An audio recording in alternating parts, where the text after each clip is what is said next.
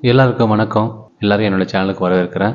இந்த வீடியோவில் நம்ம இப்போ என்ன பார்க்க போகிறோம் அப்படின்னா, நாங்கள் இந்த புதுசாக வீடு கட்டியிருக்கோம். அதோட மொத்த செலவு எவ்வளோ ஆச்சு அப்படிங்கிறத பற்றி நம்ம இந்த வீடியோவில் பார்க்க போகிறோம். ஒரு வீடு கட்ட ஒரு ஸ்டார்டிங்லேருந்து எண்டு வரைக்கும் நம்ம அந்த வீடு குடி போகிற வரைக்கும் எவ்வளோ செலவாச்சு அப்படிங்கிறத பற்றி எல்லாத்துக்கிட்டையும் ஷேர் பண்ணிக்கலாம், எல்லோரும் தெரிஞ்சுக்கணும் அப்படிங்கிறதுக்காக தான் இந்த வீடியோ.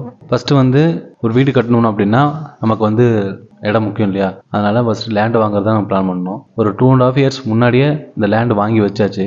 ஏற்கனவே இதை பற்றி வீடியோவில் சொல்லியிருப்பேன். மொத்தமாக எனக்கு வந்து லேண்டு வாங்குறதுக்கு மட்டும் 9 லட்ச ரூபா செலவாச்சு. லேண்டு வந்து 2.25 சென்ட் 1500 ஸ்கொயர் ஃபீட்டு 30க்கு 40ங்கிற சைஸில் இருந்தது. சென்ட் வந்து 3 லட்ச ரூபாய்க்கு வாங்கினேன். 2.25 சென்ட் டோட்டலாக லேண்டுக்கு, அப்புறம் ரிஜிஸ்ட்ரேஷனு, புரோக்கரோட சார்ஜு அப்படின்னு சொல்லிட்டு எனக்கு மொத்தமாக அந்த டைமில் 9 லட்ச ரூபா செலவாச்சு. இந்த 9 லட்சமும் வந்து நான் கோல்டு லோன், அதாவது வீட்டில் இந்த நகையை வச்சு தான் நான் பண்ணேன். ஏன்னா சேவிங்ஸே இந்த நகை மட்டும் தான் என்கிட்ட இருந்தது. அதனால் அந்த நகையை வச்சு இடத்த முதல்ல வாங்கி வச்சாச்சு. ஒரு 2 இயர்ஸ்க்கு அப்புறம் வந்து ஒரு வீடு கட்டலாம், அந்த டைமில் கட்டலாம், இதுதான் கரெக்டான டைம். இன்னும் இதுக்கு மேலே டிலே பண்ணோம்னா இன்னும் விலைவாசிலாம் ஏறும், இன்னும் செலவு அதிகமாகும், நமக்கு இந்த டைம்லேயே கட்டிடலாம் அப்படின்னு சொல்லிட்டு பிளான் பண்ணோம். ஃபஸ்ட்டு பிளான் பண்ண பெரியவங்ககிட்ட, வீட்டில் இருக்க பெரியவங்ககிட்ட டிஸ்கஸ் பண்ணோம், என்ன பண்ணலாம் அப்படின்னு சொல்லிட்டு. கட்டலாமா, என்ன பண்ணலாம் அப்படின்னு கேட்டுட்டு இருந்தோம். அவங்களும் ஓகே கட்டு பண்ணலாம் அப்படின்னு சொல்லிட்டு அவங்களும் என்கரேஜ் பண்ணாங்க. அப்புறம் ஜாதகம்லாம் பார்க்கும்போது ஓகே எல்லாம் நல்லபடியாக சரியாக அமைஞ்சது, கட்டினா கரெக்டாக இருக்கும் அப்படின்னு எல்லாரும் மனசுமே நினச்சோம். என்கிட்ட எந்த லோனு அப்படி எதுவுமே இல்லை.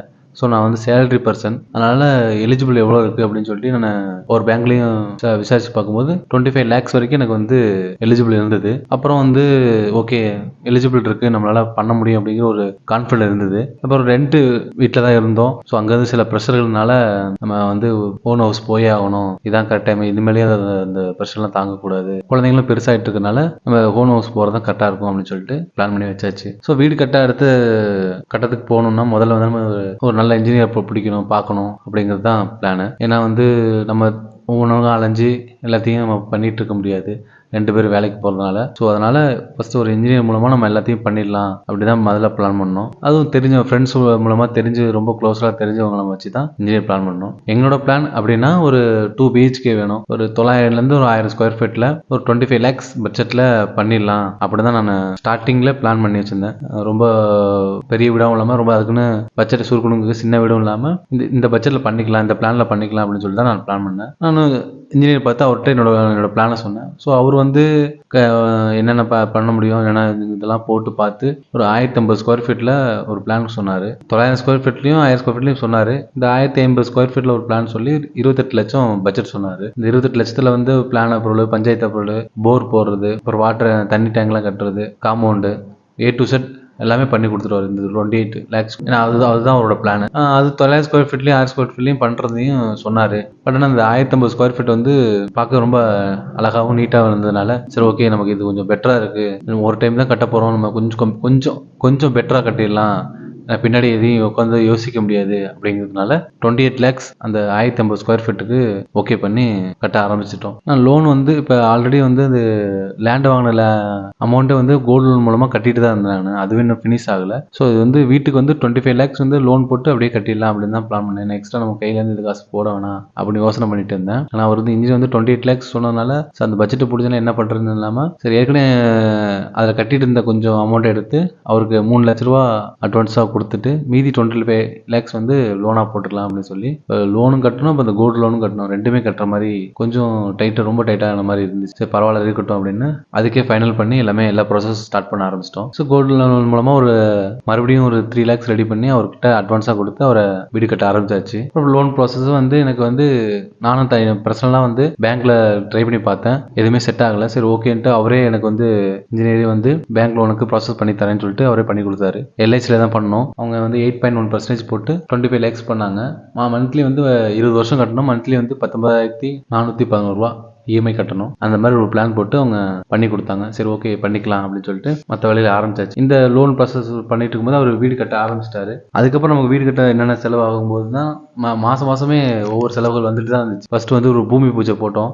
பூமி பூஜை அன்னைக்கு ஒரு 7,000 ரூபா செலவாச்சு. ஏன்னா அந்த பூஜை சாமான்கள், அப்புறம் இந்த கட்டப்போற மேஸ்திரிக்கு கையில வச்சு பணம் கொடுக்கறது, அப்புறம் அந்த டைம்ல இன்ஜினியருக்கு டெய்லிங் கொஞ்சம் காசு பூஜை போற அன்னைக்கு அமௌண்ட் கையில வச்சு கொடுக்கணும்னு சொல்லி சொன்னாங்க. அதுக்கும் செலவாச்சு. அப்புறம் பேங்க் ப்ராசஸ் பண்ணிட்டு இருக்கும்போது அவங்களோட லோன் ப்ராசஸிங் ஒரு 3,500, அந்த ஏஜென்ட்டுக்கு ஒரு 11,000, அப்புறம் அந்த பேங்க்ல இருந்து இன்ஜினியர் வந்து இடத்த பார்ப்பாரு, அதுக்கு வந்து அவருக்கு வந்து ஒரு 4,500, அப்புறம் லாயர்கிட்ட வந்து சைன் வாங்குவாங்க, அதுக்கு ஒரு 3,000, இப்படின்னு சொல்லிட்டு அந்த பேங்க்லயும் மூலியமாவும் நமக்கு செலவாச்சு. அப்புறம் ஆதார் கார்டுலாம் அட்ரஸ் சேஞ்ச் பண்றது, டாக்குமெண்ட்லாம் ஜெராக்ஸ், அந்த காப்பி வந்து அதில் ஒரு இதர செலவுன்னு சொல்லிட்டு ஒரு 2,000 ரூபா செலவாச்சு எனக்கு. இந்த வீடு கட்டிட்டு இருக்கும்போது கரண்ட் பில்லுன்னு சொல்லிட்டு 2 டைம் கட்டினேன். 3,500 3,500, அதாவது நான் குடி போறதுக்கு முன்னாடியே 2 டைம் வந்து கரண்ட் பில் கட்டினேன். அது நான் தான் கட்டினேன். அதுக்கு வந்து ஒவ்வொரு டைமும் 3,500, ஒரு டைம் 3,500, மொத்தம் 7,000 ரூபா அதுக்கு செலவாச்சு. இப்போ பூஜை போட்டதெல்லாம் வந்து பார்த்தீங்கன்னா இந்த சொன்ன மாதிரி பூமி பூஜைக்கு 7,000 ரூபா செலவாச்சு. அப்புறம் நிலக்கதவு பண்ணும்போது ஒரு பூஜை போடுவாங்க. அதுக்கு முன்னாடி காங்கிரீட் வந்து மேலே போடும்போது அப்போ ஒரு பூஜை பண்ணுவாங்க. ஏன்னா காங்கிரீட் போற அன்னைக்கு காங்கிரீட் போடுறதுக்கு நம்ம சாப்பாடு செஞ்சு போடணும், நான்வெஜ்,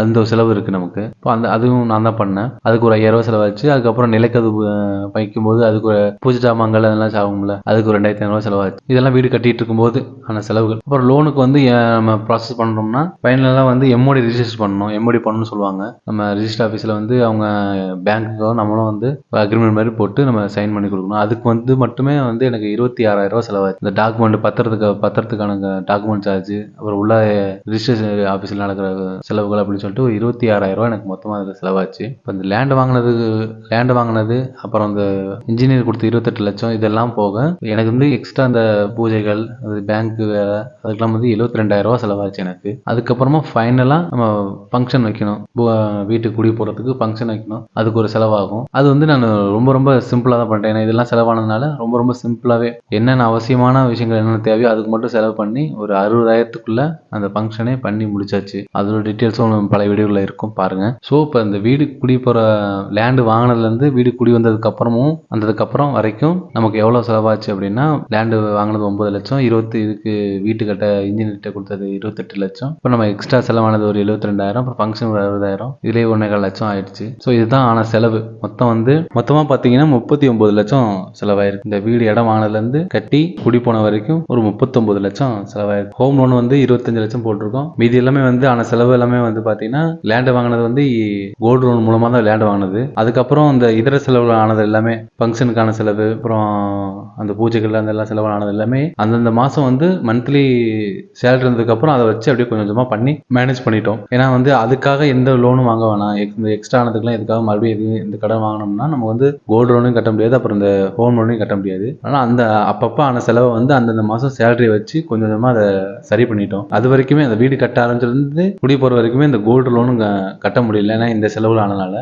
வீட்டு ஃபங்க்ஷனுக்கே வந்து ஸ்டார்டிங்லேருந்து அந்த சேலரியிலேருந்து அமௌண்ட்டை வச்சு கொஞ்சம் கொஞ்சமாக சேர்த்து வச்சு அதை வச்சு தான் வந்து வீட்டு ஃபங்க்ஷனும் நடத்தி முடித்தோம். இதுக்கெல்லாம் வந்து நம்ம தனித்தனியாக எங்கேயாவது கடன் வாங்கினோம்னா அப்புறம் இஎம்ஐ கட்ட ஸ்டார்ட் பண்ணும்போது நமக்கு வந்து கண்டிப்பாக லாக் ஆயிரும். அதனால அதிகமாக ஆடம்பரமும் பண்ணாமல் அதிகமாக எங்கேயும் கடன் வாங்காமல் கையில் என்ன இருக்கோ அதை வச்சு கொஞ்சம் கொஞ்சமாக ஒன்றொன்னா பண்ணி முடிச்சாச்சு. இப்போ வந்து வீடு குடி வந்துருச்சு. இப்போ இஎம்ஐ ஸ்டார்ட் ஆயிருச்சு. இப்போ மந்த்லி வந்து 20,000 ஹோம் லோன் கட்டிட்டு இருக்கோம். அதுக்கப்புறம் பேலன்ஸ் இருக்கிற அமௌண்ட்டை வந்து கோல்டு லோனும் கட்டிட்டு இருக்கோம். வீட்டு செலவு இதையும் மூணையும் அப்படியே மேனேஜ் பண்ணி லைஃப் ஓடிட்டு இருக்கு. இப்போ 2 மாதம் ஆனதுல இருந்து நானும் வந்து உங்களுக்கு கொடுக்குற அட்வைஸ் என்னன்னா அப்படின்னா, வீடு கட்டும்போது வந்து நமக்கு நிறைய செலவுகள் வரும். நம்ம ஒரு பிளான் பண்ணி வச்சிருப்போம், ஆனால் அதையும் தாண்டி நிறைய செலவு வரும். அந்த டைம்ல போய் அவசரப்பட்டு யார்ட்டையும் கடன் வாங்கி அதுக்காக அவசரப்பட்டு கடன் வாங்கிடாதீங்க. கையில் இருக்கிற அமௌண்ட்டை வச்சு என்ன பண்ண முடியுமோ அதாவது அப்பப்போ பண்ணிடுங்க.